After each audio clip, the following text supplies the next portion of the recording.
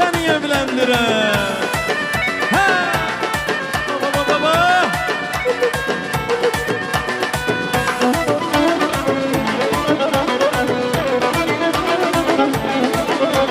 Yayda güneş parladı, yer yerinden oynadı.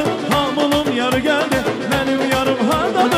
Yayda güneş parladı, yer yerinden oynadı. Hamılım yarı geldi, benim yarım hardadı. Dostlarım evlendiler, beni koyup gettiler. Şimdi subay kalmışam, kim beni evlendiler? Dostlarım evlendiler, beni koyup gettiler. Şimdi subay kalmışam, kim beni evlendiler?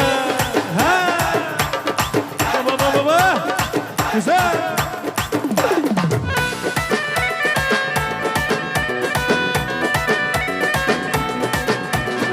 Yaşar Bey.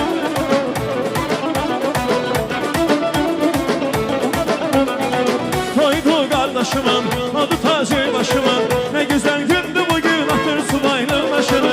Toydu kardeşimin, adı tacı başımın. Ne güzel gündü bugün, atır subaylı başını.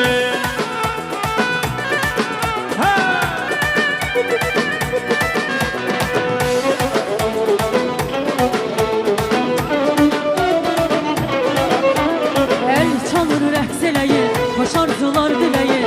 Hamınız təbrik edir, toydur tazə bəyin. El çalın, rəqs eləyin, boş arzular diləyin.